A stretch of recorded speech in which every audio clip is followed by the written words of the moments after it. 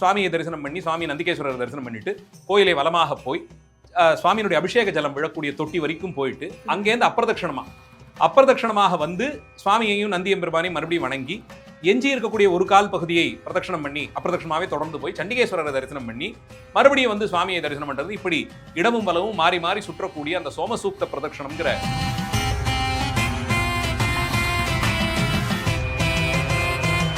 பார்க்கடல்ல இருந்து வந்து அந்த விஷத்தை சுவாமி ஒருவரால் தான் பானம் பண்ணினார் என்ற அந்த ஒரே குறிப்பை வைத்துக் கொண்டு அப்பர் பெருமான் ஒரு விதமான ஒரு வாதம் மாதிரியே சொல்ற, பொங்கி நின்று எழுந்த கடல் நஞ்சினை பங்கி உண்டதோர் தெய்வம் உண்டோ சொல்லாயின்னு கேட்கிறார்.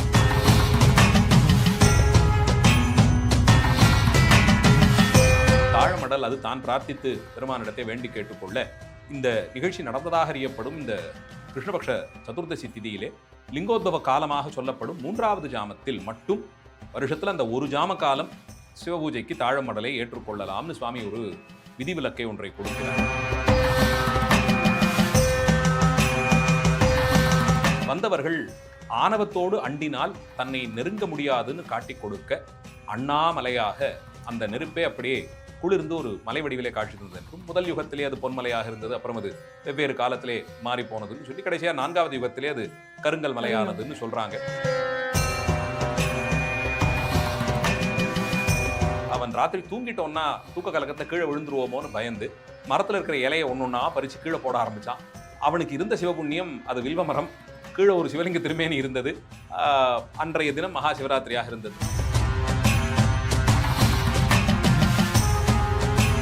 குரங்கு சேஷ்டையாக நான் விளையாட்டாக செய்ததையும் நீ அர்ச்சனையாக ஏற்றுக்கொண்டு இவ்வளவு ஒரு உயர்ந்த பதவியை கொடுத்தாய்ங்கிறது மக்கள் மனதில் இருக்கணுங்கிறதுனால அடுத்த பிறவியிலே ராஜபாரம் நான் பண்ணும் போது குரங்கு முகத்தோட இருக்கும்படியாக அனுகிரகம் பண்ணணும்னு கேட்டுக்கொண்டுதான் முசுகுந்த சக்கரவர்த்தியாக தான் தோன்றுகிறார்.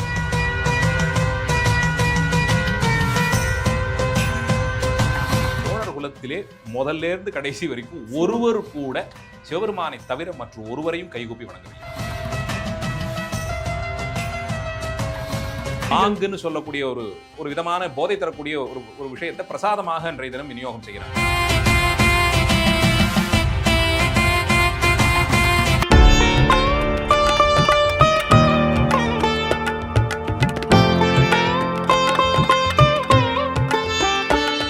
தமிழலை ஆன்மீகம் நேயர்களுக்கு வணக்கம்.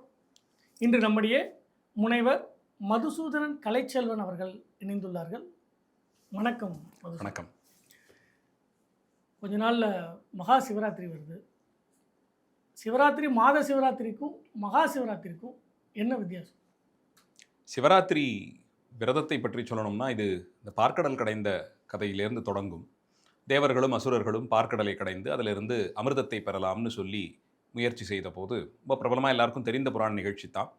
அப்படி அவர்கள் செய்ய தொடங்கி ஒரு நாளெல்லாம் பகலும் இரவுமாக அவர்கள் கண்ணெல்லாம் விழித்து பார்க்கடல் கடைந்து அதிலிருந்து முதலிலே அமிர்தத்துக்கு பதிலாக விஷம் வந்ததும் அந்த விஷத்தை அதனுடைய வீரியத்தை தாங்கிக் கொள்ள முடியாமல் தேவர்கள்லாம் மயங்கி விழுந்த ஒரு காலச்சூழல். திருமாலுக்கு அப்போதான் அந்த நிறமெல்லாம் நீல நிறமாய் போனதுன்னு அப்பர் சுவாமிகள் தேவாரத்தில் அதை பதிவு பண்ணி கொடுக்குறார். அப்படி திருமால் இந்த விஷத்தாக்கத்தினாலே நல்ல பொன்னிறமாக இருந்தவன் நீல நிறமாக போயும் பிரம்மன் தலை சுற்றி விழுந்தும் இந்திரனுக்கு ஒரு வித தெளிவே குறைந்தது போல எல்லாம் ஆகி உயிர்கள் எல்லாம் படாதனப்பட்டு ரொம்ப துன்பப்பட்ட ஒரு நிலையிலே இந்த விஷயத்தில் கலந்து கொள்ளாமல் தனித்து பரம்பொருளாகவே கைலாயத்தில் வீற்றிருந்த சிவபெருமான், அவரை சார்ந்திருந்த அம்பிகை முதலானவர்கள், சிவகணங்கள், இவங்களெல்லாம் தான் ஜாக்கிரதையாக இருக்காங்க, நாம் பேசாமல் அங்கே போயிடுவோம்னு தேவர்கள் எல்லாம் புறப்பட்டு போய் திருக்கைலாயத்தை அடைந்து மலையை வலம் வர தொடங்குகிறார்கள். அப்படி மலையை வலம் வர தொடங்கும் போது தான் அவர்களுக்கு இடம் வலம் கூட குழம்பி போயிருக்க, இடது பக்கம் கொஞ்சம் பேரும் வலது பக்கம் கொஞ்சம் பேரும் மாற்றி மாற்றி பிரதட்சணம் எல்லாம் செய்து குழம்பி நின்ற நிலையிலே சிவபெருமான் உலக உயிர்களை காக்கும் பொருட்டு தான் பரம்பொருள் என்ற அந்த தன்மையை உலகிற்கு உணர்த்தும் விதத்திலே நிகழ்த்திய திருவிளையாடல் தான் அந்த விஷத்தை பானம் பண்ணினது. அப்போது தமக்கு அருகிலே விபூதி படிகத்தோடு நின்றிருந்த ஆலால சுந்தரர் அவரை அழைத்து இந்த ஆலகால விஷத்தை தேர்த்து அப்படியே சேர்த்ததை திரட்டி கொண்டு வரும்படியாக கட்டளையிட ஆலால சுந்தரரும் பார்க்கடல் கரைக்கு போய் அங்கே தேங்கியிருந்த அந்த விஷம், அந்த விஷத்தினுடைய தன்மையினாலே உலகங்கள் எல்லாம் துன்பப்படக்கூடிய ஒரு நிலையிலே அதை எல்லாவற்றையும் ஒன்றாக திரட்டி கையடக்கமாக ஆக்கக்கூடிய திறத்தோடு, இது கைலாயவாசிகளுக்கே இருந்த தனித்துவம், இது மாதிரியான சித்துக்கள்லாம் அவர்களுக்கு கைவந்ததாக இருந்தது. அதெல்லாம் இறைவனுடைய அருளாலே அவர்கள் பெற்றது. அப்படி அதை உள்ளங்கை அளவிலே அதை சுருக்கி அதை எடுத்துக்கொண்டு திருக்கைலாயத்துக்கு வர, இதை உலகிலே எந்த பகுதியிலே எப்படி இதை கரைத்தாலும், எப்படி விசர்ஜனம் பண்ணாலும் அந்த பிரதேசத்தில் இருக்கக்கூடிய உயிர்கள் துன்பப்படும். அங்கங்கே இது போய் தன்னுடைய விஷத்தன்மையை பரப்பினால் உயிர்கள் துன்பப்படுங்கிற நிலையிலே சிவபெருமான் அவர் திருமேனியாகத்தான் அந்த புவனங்கள் எல்லாம் இருக்கு. முழுக்க தன் மேலேயே அவர் சார்த்தி கொண்டு இருக்கிறார். திகம்பரருங்கிறதுனால எல்லா திக்கையும் தானே அணிந்திருக்கிறார்னும் போது 14 புவனங்கள் நமக்கு கண்ணுக்கு தெரிந்தது, புலப்படாதது எல்லாம் சேர்த்து சுவாமி திருமேனியில இருக்கு. அப்போ அவர் திருமேனியிலே அதை பதித்துக் கொள்ள முடியாததுனாலே உள்ளே சேர்த்துக் கொள்ளுகிறார். அப்போ அதை விழுங்க பார்த்து அந்த விஷத்தை சுவாமி உள்ளே அதை பானம் பண்ணலாம்னு நினைத்த போது பக்கத்திலே அருள் வடிவமாக இருந்த அம்பிகை, சுவாமி இந்த விஷத்தை பானம் பண்ணிடுவார், இந்த அளவில் இந்த நிகழ்ச்சியும் முடிஞ்சிடும், இவர்களும் காப்பாற்றப்படுவார்கள், ஆனால் புறப்பட்டு போய் கொஞ்ச நாள்லேயே இவங்களுக்கு பரம்பொருள் சிவபெருமான்ங்கிறதுல ஒரு ஈடுபாடு இல்லாமல் மறுபடியும் ஆணவம் தலையெடுக்கும், மறுபடியும் எங்கேயான போய் எதையான ஒரு பிரச்சனையை இழுத்து விட்டுட்டு வந்து திருப்பி காப்பாத்துங்க, நீங்கள் வந்து ஹரஹரா சிவசிவா சங்கரா சம்போன்னு விழுவாங்க, இது இப்படியே போய்கிட்டு இருக்கக்கூடாது. உலக உயிர்களுக்கு தனித்தலைவனாக இருப்பவன் சிவபெருமான், அவனுடைய கருணை வந்து அளப்பரியது, இதை என்றும் இவர்கள் மறவாமல் இருக்கணும்னு சொல்லி அந்த விஷம் கழுத்திலேயே தங்கும்படியாக கழுத்தை இறுக்கி அம்பிகை அந்த இடத்துல நிறுத்துகிறாள். இது ஏதோ அம்பிகை போய் கழுத்தை நெரித்தாள் என்றோ இல்ல அம்பிகையினுடைய அருளாலே அங்கே சிவபெருமான் இப்படியெல்லாம் அதை தவறான உள்ள போயிடுச்சுன்னா சிவபெருமானுக்கு ஏதாவது இப்படிலாம் வந்து இது பௌராணிகர்களோ இல்ல சிலர் கற்பனையில சிலர் சொல்லக்கூடியது, அதை இப்படிலாம் மாத்தி எல்லாம் சொல்லிடுவாங்க. பெருமான் அம்பிகைன்னு தனித்தெல்லாம் இல்லை, சுவாமி ஒருவேளை அதை பானம் பண்ணினாரு, அது சுவாமியை ஏதான ஹிம்சிக்கணும்னு நினைச்சாலும் கூட அந்த ஹானி அம்பிகைக்கும் சேர்ந்தது. அவர் என்ன திருவுருவிலே பாதின்னு ஆனதுக்கு அப்புறம் அம்பிகைக்கு மட்டும் என்ன, அப்படியெல்லாம் பரம்பொருளாக இருக்கக்கூடிய ஒருவனுக்கு இது எதுவுமே நிகழாது. ஒரு காலத்திலும் உயிர்களின் பேரிலே பெருமான் கொண்டிருந்த அந்த அளப்பரிய கருணையும், அதை இவர் ஒருவரால் மட்டும்தான் இவர்களை எல்லாம் காப்பாற்ற முடியுங்கிற அந்த செய்தியையும் மறவாமல் இருப்பதற்கு அது கழுத்திலேயே தங்கும்படியாக அம்பிகை அதை அந்த இடத்திலேயே இருக்கிறாள். ஏன்னா சுவாமி திருமேனி நல்ல சுட்ட பொன்னிறத்தில் இருப்பார், பொன்னார் மேனியன்கிறதுனாலே நல்ல அவ்வளவு தகதகான்னு மின்னக்கூடிய ஒரு பொன்னிற மேனி. அதுல இந்த கண்டம் மட்டும் கருத்து நீலகண்டமாக இருந்தால் அதை பார்த்தா உடனே இப்போ ஒருத்தர் பார்த்தோம்னா ஏதான வித்தியாசமா இருந்தா தானே அங்கே தெரியும், இவருக்கே கழுத்து மறுத்து பட்டு இப்படி கருத்து இருக்கே அப்படின்னு யோசித்தோம்னா, ஓஹோ அன்னைக்கு ஆலகால விஷம் வந்து எல்லா தேவர்களும் மயங்கி விழுந்து செய்வது முடியாமல் எதுவுமே அசையாமல் அப்படியே ஜடமாக கிடந்த காலத்திலே இவர் ஒருவர் தானே அதை பானம் பண்ணி எல்லாரையும் காப்பாற்றினார், அப்போ இவர் தான் பரம்பொருள் என்ற ஒரு எண்ணம் வரணும். அதற்காக அம்பிகை அதை தடுத்து நிறுத்தினாள் என்றும் சொல்லப்படுகிறது. இந்த விஷயங்கள் எல்லாம் தான் இந்த பிரதோஷ நாளில் 13வது நாள் நடக்குது. இப்போது சொல்லுவது தசமி அன்னைக்கு இந்த பார்க்கடலை கடையத் தொடங்கி ஏகாதசி அன்று இவர்கள் உண்ணாமல் உறங்காமல் இருந்து அந்த பார்க்கடலை கடைந்து அது மறுநாள் பகல் பொழுதுல அந்த விஷம் எல்லாம் புறப்பட்டு வர துவாதசி அன்னைக்கு, அதனால தான் இன்னைக்கும் அந்த பத்தியமான உணவெல்லாம் நாம் எடுத்துக்கொள்ளுகிறோம். இந்த அகத்திக்கீரை, நெல்லிக்காய், இது நெல்லிக்காய் எல்லாம் அது அமிர்த சஞ்சீவினியாகவே சொல்லப்படுகிறது, அது அமிர்தமாகவே சொல்லுகிறோம். அதனால அன்னைக்கு பகல்லையே அந்த உடனேயே அதை உண்டு உடம்பை தேத்தி கொள்வதை ஒரு காட்டி கொடுக்குற மாதிரி ஒரு அமைப்பையும் வைத்திருந்து, அதற்கு அடுத்த நாள் பிரதோஷத்தன்னைக்கெல்லாம் இவங்க எல்லாரும் கைலாயத்துக்கு போறாங்க திரையோதசி திதியிலே.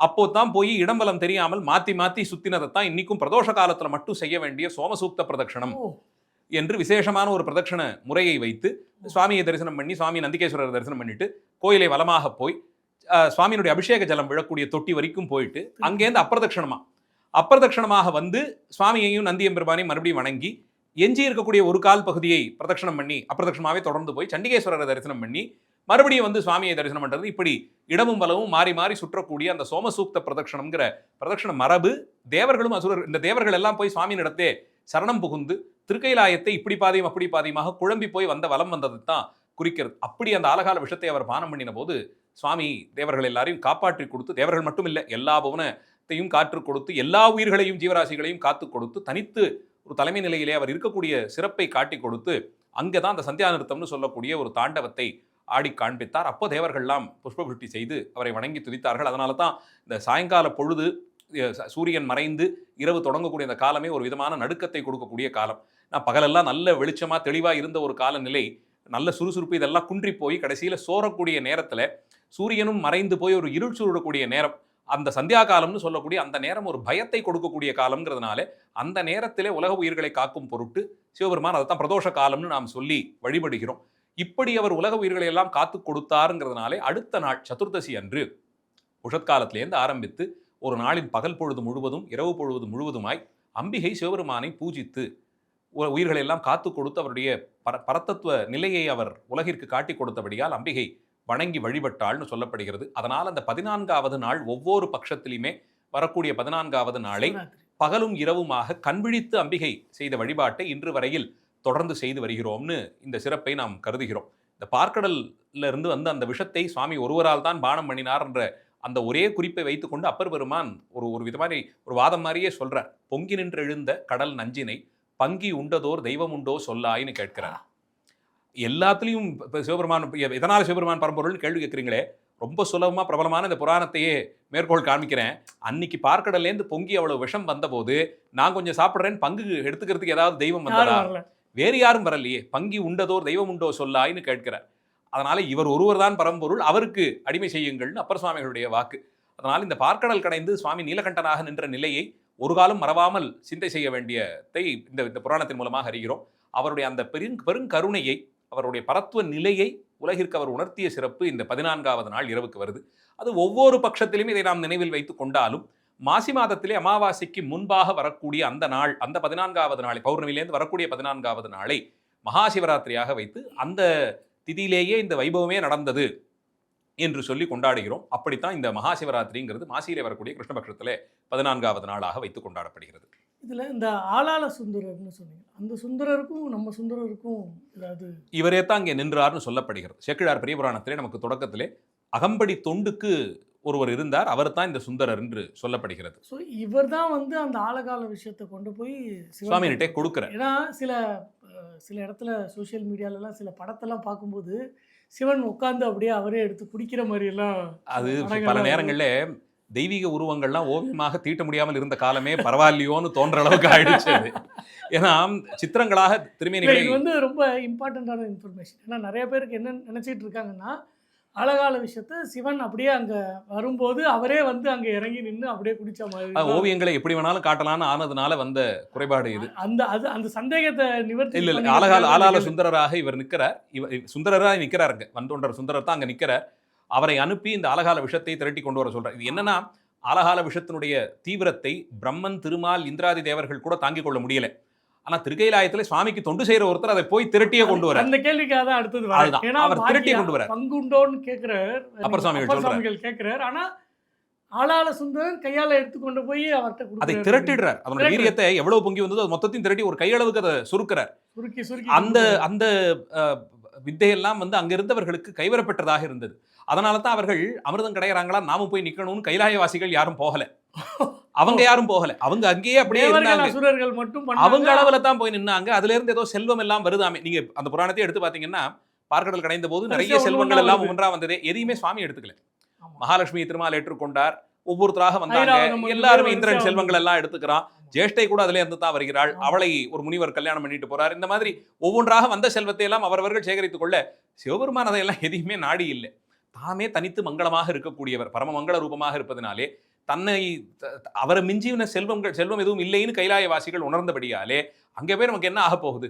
மரணம் இருப்பவன் தான் அதை பத்தி பயப்படணும். திருக்கைலாயவாசிகளாக இருப்பவர்கள், அந்த சாட்சாத்காரம் பெற்றவர்களுக்கு மரணத்தை பற்றி என்ன நிலை? இந்த ஒரு துளி அமிர்தத்தினால என்ன ஆகிட போகுதுன்னு அதை அவர்கள் கருதாது. பெருமான் தானே அமிர்தம், அவர் தான் அமுதம்னு சொல்லி அங்கேயே அவரை நாடி அங்கேயே இருந்து விட்டார்கள். இதே சிவராத்திரியோட இன்னொரு புராண செய்தி என்னன்னாக்க, திருவண்ணாமலையில் அடிமுடி காணாம சிவபெருமான் நின்னார். லிங்கோத்பவ புராணம் எப்படி நீலகண்டனாக பெருமான் இருந்தது, அவருடைய பரம்பொருள் தன்மையையும் அதை விட முக்கியமாக உயிர்கள் பேரிலே பெருமானு கொண்டிருக்கக்கூடிய கருணையும் காட்டுகிறதோ, அதே போல பரத்வ நிலையை, இவர்தான் பரம்பொருள் என்பதை வேதங்கள் தொடங்கி வந்த ஞான நூல்கள் எல்லாம் சொல்லக்கூடிய அந்த செய்தியை வெளிப்படையாக காட்டிக் கொடுக்கக்கூடிய ஒரு புராணம். லிங்கோத்பவ மூர்த்தமாக பெருமான் நின்றது. அதனால தான் சிவாலயங்களில் மேற்கு பார்ஸ்வத்திலே கோஷ்டத்திலே இந்த லிங்கோத்பவ மூர்த்தியை வைப்பது. இவர்தான் பரம்பொருள்னு எளிமையாக புரிந்து கொள்வதற்கான ஒரு மரபது. அப்படி திருவண்ணாமலை திருத்தலத்திலே நடந்ததாக சொல்லப்படும் அந்த புராண நிகழ்ச்சி, பிரம்மனையும் திருமாலுக்கும் அவரவர்களுக்கான பணியை பெருமான் கொடுத்து நியமித்து வைத்திருந்த காலநிலையிலே ஒருவருக்கு மேலே வந்துட்டாலே ஒருத்தர் வந்துட்டாலே அங்கே போட்டிக்கு இடம் உண்டுங்கிறதுக்கு ரொம்ப சாமான்யமாக அந்த ஒரு தோஷத்திற்கு தேவர்கள் கூட மிச்சப்படலை அதுலேங்கிறது தெரியுது. இப்போ நமக்கே ஏகபோகமாக நம்ம மட்டும் இருக்கோம்னா பிரச்சனையே இல்லை. யாராவது பக்கத்தில் வந்து உட்காந்துட்டாலே அது ஒரு பெரிய பதவிகள்லாம் கூட வேண்டாம். வண்டியில் போய்கிட்டு இருக்கும்போது நாம மட்டும் இருந்தோம்னா ராஜாங்கமாக இருப்போம். கூட ஒருத்தர் வந்து உட்காந்தாலே இவருக்கு வராருங்கிற ஒரு எண்ணம் வருது இல்லையா? அந்த மாதிரி யார் பெரியவர்? ஒரு பஸ்ஸில் சீட்டு பிடிக்கிறதுல எடுத்துக்கோங்களேன். நான் கொஞ்சம் காலை கட்டி வச்சுக்கிறேன், எனக்கு தான், நான் என் பையன் இங்கே தான் வச்சுப்பேன். இந்த ரெண்டாவதாக ஒருத்தர் வந்துட்டாலே கூடவே ஒரு போட்டி வந்துடுது இல்லை?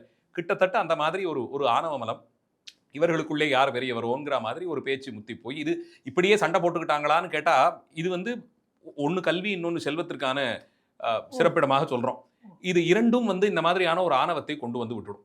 இது ரெண்டுமே வந்து வாழ்க்கைக்கு ஒரு கருவிதான். பார்க்கணும்னா இப்படி பார்க்க கல்வியும் செல்வமாகத்தான் பார்க்கிறோம். அதனால தான் அவரவரது மனைவிமார்களை இது இரண்டிற்குமான தெய்வங்களாகவே பாவிக்கிறோம். வாணி லட்சுமின்னு இந்த ரெண்டு பேரையும் அப்படித்தான் பார்க்கிறோம். இது இரண்டுமே வந்து ஒரு விதத்திலே ஒரு ஆணவத்திலே முட்டிவிடும். இது இரண்டும் வாழ்க்கைக்கு தேவையான பொருட்கள் தான், அதுல சந்தேகமே கிடையாது. ஆனா இது கருவிதானே தவிர இதுவே வாழ்க்கையாகி விடாது. அதை வைத்தே நான்கிற ஒரு நிலையை நான் அறிந்த முடியுமான்னா இல்லை. அப்படி அவர்களுக்குள்ளே ஏற்பட்ட ஒரு விவாதம். அந்த இடத்திலே அவர்களையே முன்னிட்டு தான் இதை பெருமான் செய்கிறார். அவர்களுக்கு முன்பாக சிவபெருமான் ஒரு அடிமுடி இல்லாத ஒரு அக்னி பிழம்பாக தோன்றி இந்த நெருப்பினுடைய தன்மை தன்னை நாடி வந்தவர்களை தனதாக்கி கொள்ளும். அது ரெண்டாவது எல்லாருக்கும் ஒரே போலே இருக்கும். மூன்றாவது நெருப்பின் பேரிலே எந்த தோஷத்தையும் யாரும் ஏற்ற முடியாது. நெருப்புக்கு தனியாக தீட்டெல்லாம் சொல்ல முடியாது. தண்ணீருக்கோ மண்ணுக்கோ மற்றதுக்கோ நீங்கள் அதெல்லாத்தையும் இப்போ பொல்யூஷனே எடுத்துக்கிட்டிங்கன்னா ஏர் பொல்யூஷன் இருக்கு, வாட்டர் பொல்யூஷன் இருக்கு, எர்த்து கூட பொல்யூஷன்லாம் வந்தாச்சுன்னா பொல்யூஷன் கிடையாது. அதனால சுவாமி பஞ்சபூதமாகவும் நின்றாலும் பரத்துவத்தை இந்த தன்மையிலே அதை வெளிப்படுத்தி காண்பிக்கிறார். அப்படி அக்னி ரூபமாக சுவாமி நிற்க இது எல்லா திசையிலும் ஒளிபரப்பிக் கொண்டே சென்றார். அவருடைய தோற்றத்தையும் முடிவையும் யார் பார்த்து வருகிறீர்களோ அவர்கள் தான் சொல்ல திருமால் அங்கே புறப்பட்டு சென்றார் என்றும் வராக வடிவம் எடுத்து அந்த பூமியை பிளந்து கொண்டே சென்றார் என்றும் அது ரொம்ப அந்த ஒரு அசரீரியா கேட்குதுங்க. இதை வச்சு சொல்லிடலாமேன்னு ஒரு அசரீரியாக எழ அந்த அசரீரியை ஏற்றி இவர்களும் துணிந்தார்கள். அதில் திருமால் அதை எடுத்த அந்த வராக வடிவத்தினுடைய கொம்பு பல காலம் தோண்டி கொண்டே போய் மழுங்கி போச்சான். சரி இன்னும் கொஞ்ச நேரம் உட்காருவோம், மழுங்கின கொம்பு வளர்ந்துடும்னு அவர் காத்திருந்து மறுபடியும் கொம்பு முளைச்சதுக்கு அப்புறம்லாம் போய் தோண்டிக்கிட்டு போனாராம். இப்படி யுகயுகமாக கிளறிக்கொண்டே போய் கடைசியில இதனுடைய தோற்றத்தை பார்க்க முடியலன்னு அவர் மீண்டு வந்து ஒப்புக்கொண்டு அங்கே நிற்க, என்ன இருந்தாலும் ஒரு அளவுல செல்வம் மட்டுப்பட்டு நின்றுடுது. கல்வி வந்து எப்படியாவது நான் ஜெயிப்பேங்கிற மாதிரி அதுதான் போய் பொய் சொல்லியான பிழைத்திடலாம்னு புறப்பட்டு போன அந்த வடிவம் பறவை வடிவத்திலே புறப்பட்டு போய் அங்கே வந்த அந்த மாதிரி வந்து கல்விக்கு இது இது அந்த செருக்கு வந்துருச்சுன்னா சொன்னதை சாதிப்பேன்னு இறங்கிடுவாங்க. அதனால புறப்பட்டு போன இவர் தாழம்பூ மேல இருந்து விழுந்த ஒரு தாழ மடலை பார்த்து எங்கிருந்து வருகிறாய்ன்னு கேட்டபோது ஜடாபாரத்திலேருந்து வருகிறேன்னு சொன்னபோது உடனடியாக ஒரு திட்டம் தீட்டி இதை சாட்சியாக கொண்டு போய் பொய் சாட்சி சொல்லி ஏனும் பிழைத்து விடலாம்னு பிரம்மன் புறப்பட்டு வந்ததாக சொல்லப்படுகிறது. அப்படி வந்து அவர் நீட்டிய அந்த தாழமடல் பெருமான் உள்வார் உள்ளிட்டெல்லாம் உடனிருந்து அறிபவர். பிரம்மாக்கு இந்த யோசனை தோன்றதுக்கு முன்னாடி இவர் இப்படி யோசிப்பாருன்னு சுவாமிக்கு தெரியும், பரம்பொருளாச்சே. அதனாலே அந்த இடத்திலே கோபித்து பிரம்மனை கண்டித்ததும் தாழம்பூவுக்கு ஒரு தோஷத்தை சொல்லி உன்னுடைய வாசனையினாலே மயங்கி உன்னை நெருங்கி யாரான வரும்போது அங்கே ஒரு சர்ப்பம் இருந்து அவர்களை பயம் கொள்ளும் அளவிற்கு செய்யும். அதனால உன்னை நெருங்குபவர்கள்லாம் ஒரு பயத்தோடவே தான் வருவாங்கன்னு ஒரு அதுக்கு ஒரு சாபத் மாதிரி ஒன்றுத்தையும் அங்கே நியமிக்கிறார். அதுக்கு ஒரு கட்டளை அப்படி கொடுத்து சிவபூஜைக்கு பயனில்லாமல் போகட்டும்னு அதை விளக்குகிறார். அந்த அளவிலே தாழமடல் அது தான் பிரார்த்தித்து பெருமானிடத்தை வேண்டி கேட்டுக்கொள்ள இந்த நிகழ்ச்சி நடந்ததாக அறியப்படும் இந்த கிருஷ்ணபக்ஷ சதுர்தசி திதியிலே லிங்கோத்பவ காலமாக சொல்லப்படும் 3வது ஜாமத்தில் மட்டும் வருஷத்தில் அந்த ஒரு ஜாம காலம் சிவபூஜைக்கு தாழமடலை ஏற்றுக்கொள்ளலாம்னு சுவாமி ஒரு விதிவிலக்கை ஒன்றை கொடுக்கிறார்.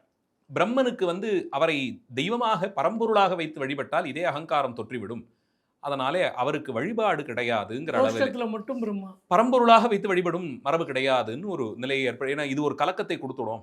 அது அந்த எதை பாவிக்கிறோமோ அந்த குணம்தான் வரும்னு சொல்லப்படுறதுனால இப்படியேனும் செய்யலாம்னு நினைத்தவரையே பரம்பொருளாக கொண்டால் நமக்கு ஒரு தோஷமாய் போய்விடும்னு சொல்லி பிரம்மனையும் கண்டித்து சுவாமி அந்த இடத்துல அப்படி ஒரு அருள் செய்து வந்தவர்கள் ஆணவத்தோடு அண்டினால் தன்னை நெருங்க முடியாதுன்னு காட்டி கொடுக்க அண்ணாமலையாக அந்த நெருப்பே அப்படியே குளிர்ந்து ஒரு மலை வடிவிலே காட்சி தந்தது என்றும் முதல் யுகத்திலே அது பொன்மலையாக இருந்தது, அப்புறம் அது வெவ்வேறு காலத்திலே மாறி போனதுன்னு சொல்லி கடைசியாக 4வது யுகத்திலே அது கருங்கல் மலையானதுன்னு சொல்றாங்க. என்னோட முனைவர்பட்ட ஆய்வுக்குமே எடுத்துக்கொண்டு திருவண்ணாமலை பற்றி பண்ணபோது இது வால்கானிக் எரப்ஷன் தான் சொல்லிடுறாங்க. எரிமலை வெடிச்சு சிதறின மலைன்னு எடுத்துக்கிறாங்க. அது பல 100 ஆண்டுகள் குளிர்ந்து அந்த நிறங்கள் மாறிக்கொண்டே வரும். முதல்ல இருந்த அந்த ஒரு இளஞ்சிவப்பு நிறம், அதுக்கப்புறம் அது ஒரு நல்ல ஒரு அடர்த்தியான நிறம், இப்படி போய் அது மாறுறத புராணங்கள் சொல்லும் போது மரகதமாக பவழப்பாறையாக கடைசியா கல்மலையாகவும் இருந்தது. முதல்ல பொன்மலையாகவே இருந்தது. ஒவ்வொரு யுகத்திலும் இப்படி இருந்தது. ஏன்னா ஒரு எரிமலை குழம்பு குளிரணும்னா ஆகக்கூடிய நூற்றாண்டுகளை பார்த்தா அது ஒரு யுக கணக்குக்கே கொண்டு போயிடலாம். அந்த வெடிக்கு இவர்களும் இப்படியே அதை அழகா சொல்லி ஒரு எரிமலையே அங்கே வெடித்து சிதறி மலையாக குளிர்ந்தது. அது பல லட்சம் ஆண்டுகள் கழித்து ஒரு மலையாகவே சேர்ந்திருக்குங்கிற அளவிலே அதை எடுத்துக்கொள்கிறோம். அந்த அளவு இந்த புராண செய்தியை அப்பர், சுந்தரர், சம்பந்தர் இவங்க 3 பேரில் எல்லாருமே சிறப்பாக சொல்லியிருப்பாங்க. ஏதாவது தேவாரத்துலேருந்து ஞான சம்பந்தர் இதை வந்து எல்லா பதிகத்திலையும் வைத்து பாடுவார். அதான் கேட்குறேன். ஒவ்வொரு பதிகத்திலும் தோளுடைய செவியன்ல ஆரம்பிச்சு எல்லா பதிகத்திலேயும் திருமாலும் நான்முகனும் அடிமுடி தெரியாது அவர்கள் நின்ற நிலையிலே நீ பரம்பொருளாக நின்றாய் என்பதை ஒவ்வொரு பதிகத்திலேயும் கடைசியிலிருந்து பார்த்தீங்கன்னா 11 பாட்டு இருக்கும். 11வது பாட்டு கடைக்காப்பு, அதை வந்து மங்களமா பாடிடுவார். 10வது பாடல் சமண பௌத்தர்களை கண்டிப்பார். இது ஒரு ஸ்டாண்டர்ட் ஃபார்மேட்.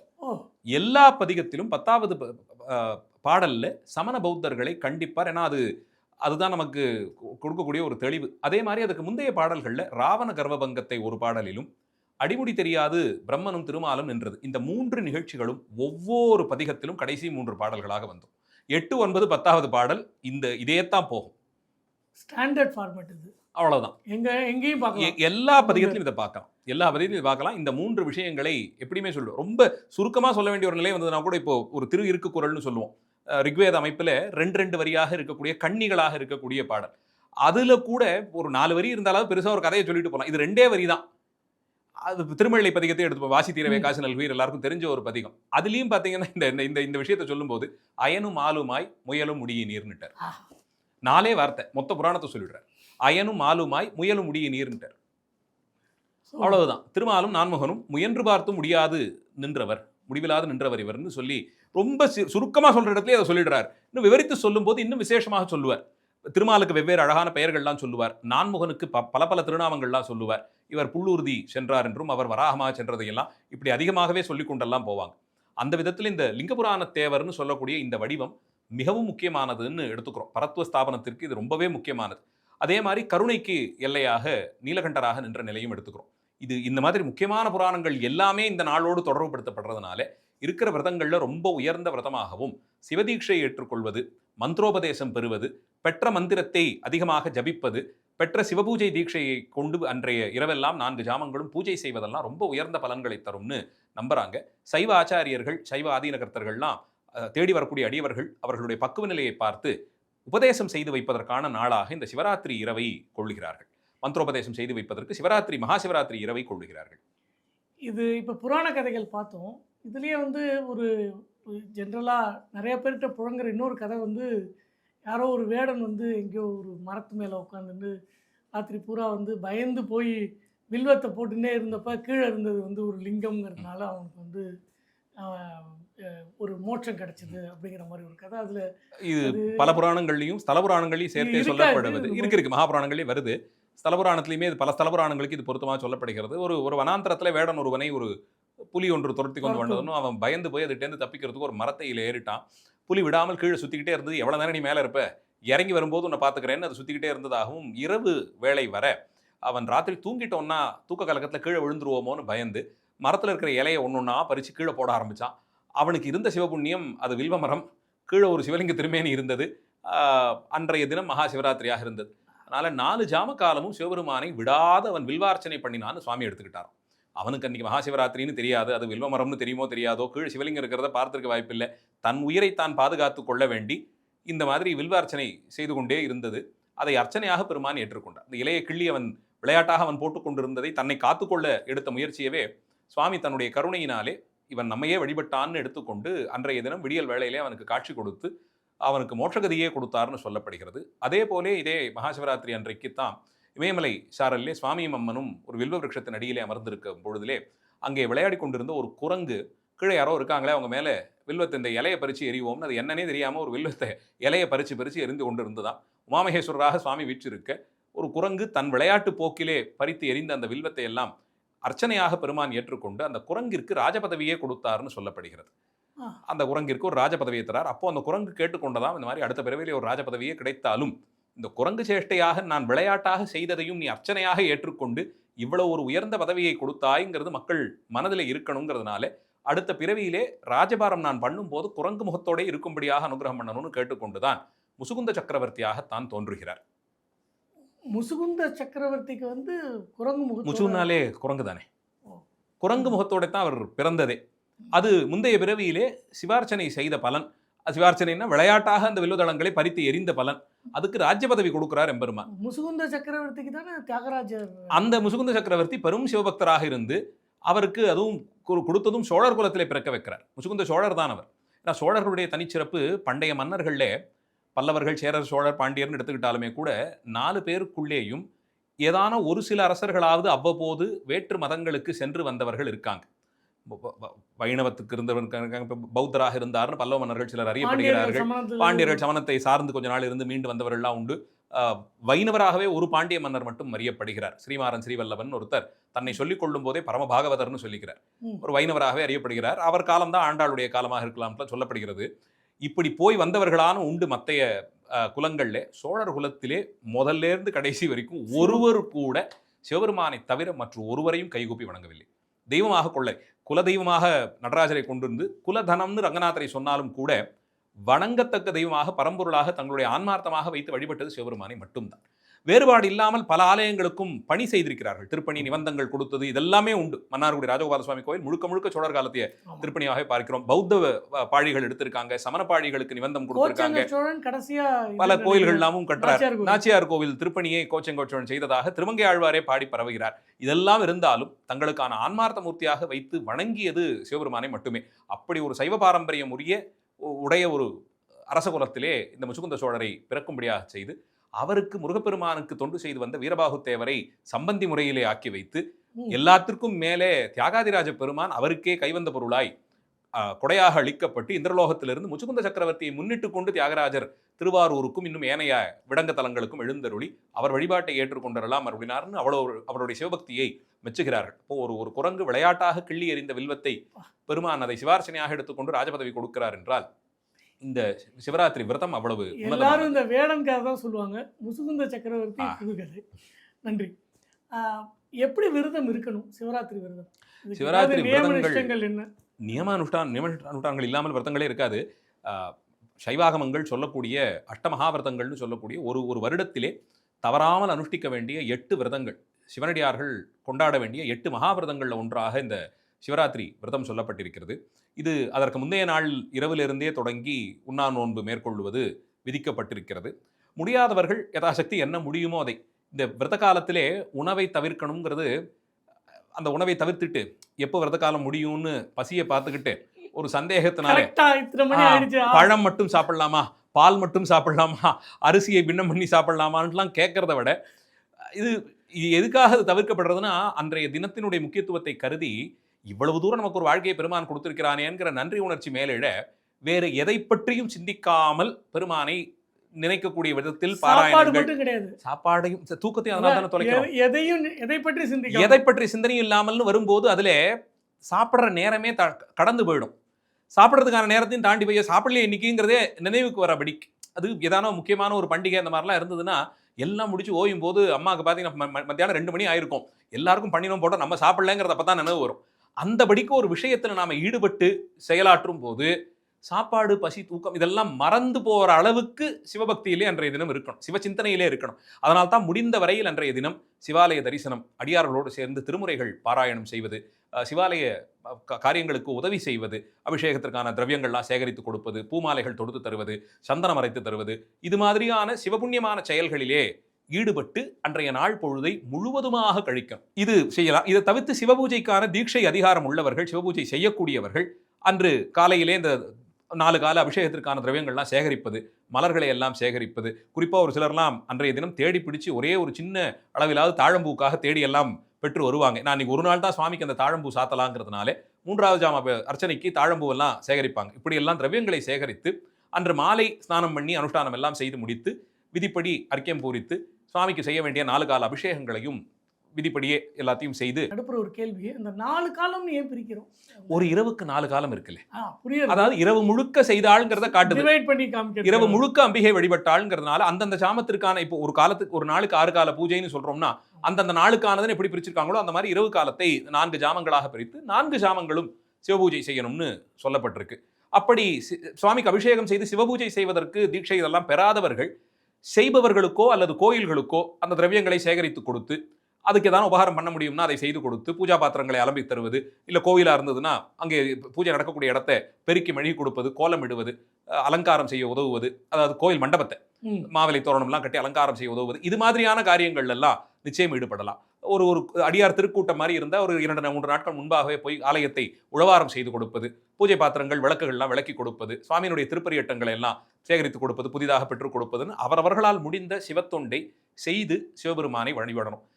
அடிப்படையாக அன்றைய தினம் முழுவதும் சிவசிந்தனையில் இருக்கணும்.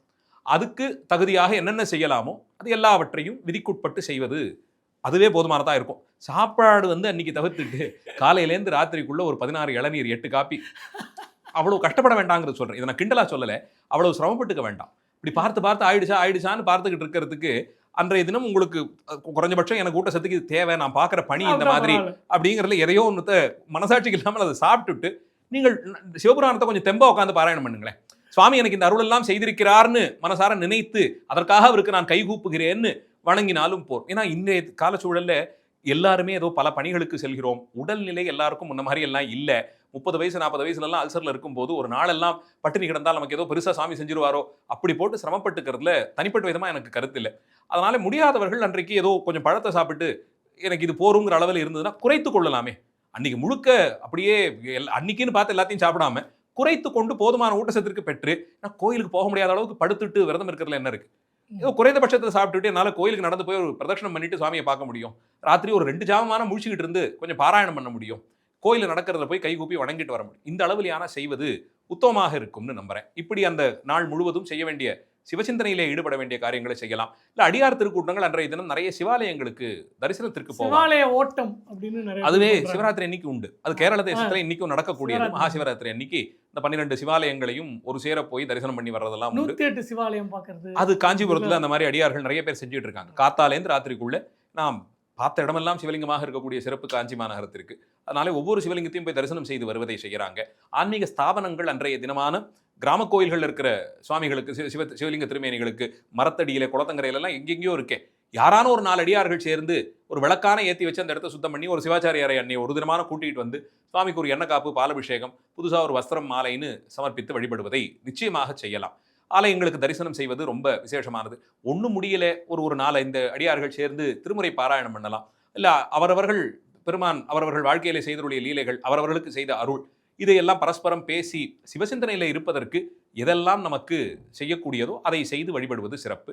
மறுநாள் பொழுது விடிந்த பிறகு ஸ்நானம் செய்து அனுஷ்டானம் செய்து அன்றைய தினம் விரதத்தை பூர்த்தி செய்து கொள்ளணும். ஏன்னா அன்னைக்கு சிவபூஜை இருந்தால் அதையும் செய்யணும். சிவபூஜை பெற்றவர்கள் அன்னைக்கு காத்தால சூரியோதயத்துக்கு அப்புறம் அன்னைக்கு ஆன சிவபூஜையை செய்து முடித்து அதன் பிறகு அவரவர்கள் விரத பூர்த்தியை அன்னம் எடுத்துக்கொண்டு விரத பூர்த்தி செய்வதுங்கிறது தான் குறிப்பாக சொல்லியிருக்கக்கூடியது. இதில் இன்றைய கால சூழலுக்கு நமக்கு எவ்வளவு முடியுமோ குறைந்தபட்சம் அதையானா அனுசந்தானம் பண்ணலாம். ஆனால் செய்ய வேண்டிய முக்கிய விஷயம் சிவசிந்தனையிலே அன்றைய தினத்தை நாம் கழிக்கணும். சோழர்கள் சிவபெருமானை தொன்று தொட்டு வணங்கிட்டு வந்தாங்க அப்படின்னு சொன்னீங்க ஒரு செய்தி. அவர்களோ இல்லைனாக்கா மூவரோ யாராவது அவங்க பதிகங்கள்லையோ அவங்க வாழ்நாள்லையோ இந்த மாதிரி சிவராத்திரிக்குன்னு ஏதாவது ஸ்பெசிஃபிக்காக எங்கேயாவது இருக்கா? இல்லை பண்டைய இலக்கியங்கள்லையோ எங்கேயாவது இது மாதிரி? அது சுவாமி ஒரு நாள் இரவு இந்த மாதிரியான சிறப்புகளை எல்லாம் செய்தாருங்கிறது புராணங்கள் தெளிவாக சொல்லிடுது. சைவாகமங்கள் விரதங்களை பற்றி சொல்லக்கூடிய படலங்கள் நிறைய ஆகமங்களில் விரதங்களை பற்றின விஷயங்களை கொடுக்குது. அதை எப்படி அனுஷ்டிக்கணும், அதுக்கான தேதி காலம் எல்லாம் சொல்லும்போது மகாசிவராத்திரியை ரொம்ப உத்தமமாக வைத்து சொல்லி இந்த காலத்திலேங்கிறதெல்லாம் தெளிவுபடுத்துது. அதனால் பண்டைய இலக்கியங்கள்னு எடுத்துக்கிட்டால் புராணங்களும் சைவாகமங்களும் இதை தெளிவுபடுத்துகின்றன. திருமுறைகள் பக்தி இலக்கியம். அதிலே மகாசிவராத்திரியை பற்றியான்னு கேட்டால் மகாசிவராத்திரி சார்ந்திருக்கக்கூடிய இந்த புராணங்கள் எல்லாம் பேசப்படுகின்றன. முன்னையே சொன்னபடிக்கு லிங்கோத்பவ புராணத்தை பேசாத பதிகம் இல்லை ஞானசம்பந்தர். அத்தனை பதிகங்கள்லேயே அதை சொல்கிறார். அப்பர் சுவாமிகளும் இந்த பார்க்கடல் கடைந்தது, லிங்கோத்பவ புராணம், இதையெல்லாம் எடுத்து பேசுகிறார். இந்த நிகழ்ச்சிகள் எல்லாம் பதிவு செய்யப்பட்டிருக்கின்றன. அன்றைய இரவெல்லாம் அம்பிகை வழிபட்டாள்ங்கிறதுக்கு கூட பல தலபுராணங்கள் சொல்வது ஒரு 15ஆம் நூற்றாண்டிலிருந்தே தலபுராணங்கள்ல இந்த குறிப்புகள்லாம் வருது. இந்த வேடன் இரவு காலத்தில் வழிபட்டது, இந்த செய்திகள் எல்லாமும் தொடர்ந்து நமக்கு வந்துருது.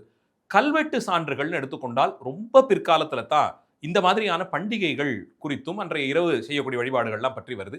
சோழர் காலத்திலேயோ அதற்கு முந்தைய காலத்தில் இதை பற்றிய குறிப்புகள் நேரடியாக எதுவும் இல்லை. நம்ம தென்னகத்தில் சிவராத்திரி எப்படின்னு நல்லா கவர் பண்ணிட்டோம். வடநாட்டிலலாம் எப்படி இதை பற்றி? உலகம் முழுக்க சிவராத்திரி அடியார்கள் இருக்கிற இடத்துலலாம் இப்போ கொண்டாட ஆரம்பிச்சுட்டாங்க. ரொம்ப பிரபலமாக அது ஆய்கொண்டிருக்கிறது. பல நேரங்களில் அது நிறைய ஒரு ஒரு பெரிய அளவிலெல்லாம் செய்யும்போது விதிகள்லேருந்து மீறி போகுதோ அன்றைய தினம் நாம் இந்த அளவுக்கு செய்யணுமோங்கிற கேள்விகள்லாம் வருது. அப்படியெல்லாம் அது கொள்ளாது. ஒவ்வொரு தேசத்திற்குமான ஆச்சாரத்தை தான் கடைபிடிக்கிறார்கள்னு எடுத்துக்கலாம். வடநாட்டில் அன்றைய தினம் எனக்கு தெரிஞ்சு பல மாநிலங்கள்ல அன்றைக்கு விடுமுறையே கொடுக்குறாங்க. ஓ. ஒரு நாள் விடுமுறையே கொடுக்குறாங்க. ஏன்னா காலையில இருந்து சிவாலய தரிசனம் செய்வது இதெல்லாம் இருக்கும். அவரவர்கள் இப்ப சிவபூஜை வந்து பெரும்பான்மை ஆகமம் வலியுறுத்தக்கூடிய சிவபூஜை சௌமியமாக இருக்கும். ரொம்ப சௌமியமாக ஒரு ஆனந்திக்கக்கூடிய நிலையில் அந்த சிவபூஜையை செய்து முடிக்கும் போது ஒரு பரமானந்தத்தை உயிர்கள் பெறணுங்கிறதை குறிக்கோளாக வைத்தே செய்யப்படுகிறது. அதுக்கு தகுதியான தத்துவார்த்தத்தை வெளிப்படுத்தும் விதமாகத்தான் பூஜை மரபுகளும் இருக்கு. அந்தபடிக்கு பார்த்தோம்னா ரௌத்ரமாக செய்யக்கூடிய வழிபாடுகளும் சொல்லப்பட்டிருக்கு வெவ்வேறு கிளைகள். இப்போ ஆகமங்களை தாண்டியும் சிவபெருமானை வழிபடுவதற்கு வெவ்வேறு மரபுகள்லாம் இருக்கின்றன. சிவபெருமானை பரத்துவமாக இருக்கின்றன. அந்த காபாலிகர்கள்லாம் சொல்றோம் இல்லையா, அந்த மரபெல்லாம் அவர்களுக்கெல்லாமும் இந்த மாதிரியான விரதங்கள் உண்டு, சிவபூஜை உண்டு. உள்ளபடியே சிவபரத்துவத்தை ஏற்றுக்கொண்டவர்கள், சிவபெருமானை விடவும் யாரும் பெரியவர் இல்லை, வணங்கத்தக்கவர் அவர் ஒருவரேங்கிற அந்த நிலையில் அவங்களும் நின்றாலும் வழிபாட்டு மரபுகள் அவரவர்களுக்கான ஆச்சாரத்திற்கு ஏற்றார் போல மாறுகிறது.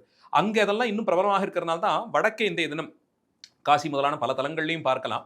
அந்த அடியார் அமைப்புகள், தனியார்கள் இவங்க எல்லாமே கூட இந்த பாங்குன்னு சொல்லக்கூடிய ஒரு விதமான போதை தரக்கூடிய ஒரு விஷயத்தை பிரசாதமாக இன்றைய தினம் விநியோகம் செய்கிறாங்க. பிரசாதமாகவே அதை விநியோகம் பண்றாங்க. அது மற்ற நாட்கள்லையுமே கொடுக்கப்படுகிறது. சில கோயில்களில் வடநாட்டில் அதை கொண்டே பெருமானுக்கு அபிஷேகமும் செய்யப்படுகிறது. அந்த இடத்துல இதை ராஜரீகமா அதை பர்மிட்டும் பண்ணியிருக்காங்க. அது வந்து தெய்வங்கள்ல நம்ம சைட்ல வந்துட்டு மதுரை வீரன் அவங்களுக்கெல்லாம் இதெல்லாம் பண்றாங்க அந்த அளவில். ஆனா இங்கே அங்க வந்து அதை கொள்ளுவதே அந்த தெய்வத்திற்கு குணமாக இருக்குங்கிற அளவில் அது பெறுகிறது. நீங்க சொல்லக்கூடிய நாட்டார் தெய்வங்கள்னு சொல்லக்கூடிய இந்த தெய்வங்கள் அதையே பெறுகின்றன. அதை அவங்களே சாப்பிடுறாங்கிற அளவிலே அது கொடுக்கப்படுகிறது. இங்கே இவர்களுக்கு தருவதற்கு காரணம் அதை பானம் பண்ணும்போது அது ஒரு 5-6 மணி நேரத்திற்கு இவங்களை ஒரு நிலையில நிறுத்திடுமா. என்ன செய்கிறோம் எதை பற்றிய சிந்தனையும் இல்லாமல் செய்யுமாம். அப்படி செய்யக்கூடிய அந்த நிலையை அடைந்துட்டு இவங்க அப்போ உட்கார்ந்து சிவத்தியானத்தில் ஈடுபடுவார்கள். மற்றைய உலகியல் விஷயங்களோ இவர்களை அந்த நேரத்தில் எதுவும் சிரமப்படுத்தாதபடிக்கு இது ரொம்ப கடினமான மார்க்கம். அதனால தான் இதை விளையாட்டா எல்லாரும் செஞ்சிட முடியாது. இது சரியா தவறாங்கிற விசாரத்தை நாம செய்ய முடியாது. அது ஒரு மார்க்கத்தினுடைய கொள்கை அப்படி இருக்கு. அதனால தான் அதை எல்லாரும் ஏற்றுக்கொள்வதில்லை. அது கத்தி மேல நடக்கிற மாதிரி. அது நீங்க இதெல்லாத்தையும் பானம் பண்ணிட்டு குதிச்சு ஆட ஆரம்பிச்சு சமூகத்திற்கு சீர்கேடு போல அதை கொண்டு போய் நம்ம விட்டுட்டோம்னா, அதனால தான் அதை ரொம்ப கடினமாக அதை அனுஷ்டிக்கிறவங்க மட்டும் அதை கொண்டிருந்தாங்க. இன்னைக்கு இதெல்லாம் கொஞ்சம் விளையாட்டா போயிட்டதுனால அன்னைக்கு ஒரு நாள் இதெல்லாம் சாப்பிட்டுட்டு குதிச்சு பாடி ஆடிக்கிட்டு இருந்தா அது சிவபக்தியாங்கிற மாதிரி ஆகிட்டு கேலி கூத்தாகுது. இது எல்லாரும் இல்லாமல் பண்ணலை. அந்த அவங்களுக்கு ஏற்பட்டிருக்கக்கூடிய அமைப்புகள் உண்டு. அவங்க ரொம்ப வெளியாட்களை கிட்டையும் சேர்த்துக்க மாட்டாங்க. இதையெல்லாம் புரிந்து கொள்ளக்கூடிய அளவில் நாம இல்லைன்னு மட்டுமா இல்லைன்னா எல்லாரும் அந்த மாதிரியான மரபுகள் இருக்கக்கூடிய இடங்கள்ல இப்போ அதை சாமானிய மக்கள் எல்லாமும் அதை செய்து விட்டு இன்னும் ஒருபடி மேலே போய் சிவபெருமானே இதெல்லாம் சாப்பிட்றாரேன்னு நாம இந்த மாதிரியான ஒரு சில செயல்கள் எல்லாம் ஈடுபடுவதற்கு அதை ஒரு லைசன்ஸ் மாதிரி எடுத்துக்கிற அளவுக்கு இது விபரீதமாக போயிடுச்சு. அதனால தான் இந்த மரபுகள் எல்லாம் யாருக்கிட்ட இருக்கணுமோ எவ்வளவு இருக்கணுமோ அங்கே மட்டும் இருக்கணும். இது வெளிப்பட்டு வரும்போது அதை சரியா புரிந்து கொள்ளக்கூடிய பக்குவ நிலையில எல்லாரும் இருக்க மாட்டாங்க. கேட்டோம்னா சிவபெருமானே சாப்பிட்றாரேன்னு இது அங்கே போய் முடியும். சிவபெருமான் விஷத்தை கூட தான் சாப்பிட்டார், நம்ம சாப்பிட முடியுமா? ஆலகால விஷத்தை சுவாமி சாப்பிட்டார், நம்மளால முடியுமா? அப்படி பார்ப்பதில்லை. இது அங்கே அந்த சிவமாம் நிலையை அடைந்து வேற எந்த சிந்தனையும் இல்லாமல் அவர்கள் அன்றைய தினம் எல்லாம் சிவத்தை சிந்தித்தபடியே இருப்பதற்கு அது கூட அவங்க கடைசி வரைக்கும் இதையே பண்ணிட்டு இருக்க மாட்டாங்க. ஆரம்ப காலத்துல இந்த மாதிரியான சில பயிற்சிகள் அவங்களுக்கு உண்டு. இந்த பயிற்சி மேலெழ தான்கிற நிலையை மறந்து எல்லாத்துலயும் சுவாமியை பார்க்கக்கூடிய ஒரு பக்குவ நிலைக்கு அவங்க போவாங்க. மறுபடியும் சொல்றேன், இது ரொம்ப கடினம். எல்லாருக்கும் இது அவ்வளவு சுலபமாக கைவர பெறாது. அதுக்கு முன்னாடி அவங்க பல ஆண்டுகள் யோகம் முதலியவற்றை எல்லாம் பயின்று இதுக்கு வருவாங்க. இதை இப்படி பானம் பண்ணினா இந்த நிலைக்கு போகலாம்னு சொல்லி அவங்க ஒரு நிலையில போய் நின்று செய்யக்கூடியது. நீங்க நினைச்சு பாருங்களேன், தினமே இதையே பண்ணிக்கிட்டு இருந்தா என்ன ஆகும்? அவங்களுக்கு மனுஷ உடம்பு தான் அது. என்ன அது பட்டு போகுமே. அப்படி இல்லையே, அவங்க நல்லா இது ரொம்ப கடுமையான அனுஷ்டானங்கள்லாம் வைத்துக்கொண்டு அந்த ஒரு நிலைக்கு வரும்போது இதையும் பண்ணி இதுல கொஞ்ச காலம் ஈடுபட்டு இருந்து எந்த அளவுக்கு போவாங்கன்னா, ஒரு நிலையில் இது எதுவுமே இது தேவையில்லை. இது இல்லாமலேயே அவங்க எப்போதும் சிவசிந்தனையில இருப்பாங்க. அப்படி உயரக்கூடிய நிலைக்கு இது ஒரு பக்குவப்படுத்துவ நிலைக்கு இதை கொண்டு போறதுக்கு தான் இது வசதி பண்ணுமே தவிர, இதையே முழுக்க பண்ணிட்டு போற வர இடத்துலலாம் வம்பு பண்ணிக்கிட்டு நம்ம கொச்சையா சொல்லணும்னா ஒரு அளவில்லாமல் மதுபானம் பண்ண இந்த வீதியிலெல்லாம் திரியும் போது எப்படி இருப்பானோ அந்த மாதிரி ஆடுறதுக்கான விஷயமாக இது பார்க்கப்படுவது இல்லை. நம்முடைய தவக்குறைவு அதெல்லாம் இப்படி வெளியில வந்து இந்த மாதிரியான நிலைக்கு அதை பேசுற அளவுக்கு போயிடுச்சு. இது அதனால தான் இது கத்தி மேல நடக்கிற மாதிரி மார்க்கங்கள். இதை எல்லாரும் வேண்டாம்னு நிறுத்தினாங்க. இது எல்லாருக்கும் வேண்டாம், யார் செய்யறாங்களோ அவங்க அளவில் இருக்கட்டும். மற்றவர்கள் எல்லோருக்கும் ஒரு பெரும்பான்மை மக்களை ஈர்க்கக்கூடியது எல்லாரும் செய்யக்கூடிய அளவில் இருக்கணும்னா சுவாமிக்கு அபிஷேகம் செய்து மலரிட்டு அர்ச்சித்து, இல்லை அதை செய்ய முடியாதவங்க அதுக்கு தகுதியாக தொண்டு செய்து இது போருன்ற அளவில், அதனால தான் இதை நிறுத்தினாங்க. அது சரியா இருக்கே, அப்ப ஏன் அதை பண்ணக்கூடாதா? நாம போய் இதெல்லாம் சாப்பிட்றதுக்கு சுவாமி எல்லாம் இதுக்கு உதாரணமா காட்ட முடியாது. இதுவரை மகா சிவராத்திரி பற்றி பல சுவாரஸ்யமான தகவல்களை பகிர்ந்து கொண்டதற்கு மிக்க நன்றி. நன்றி.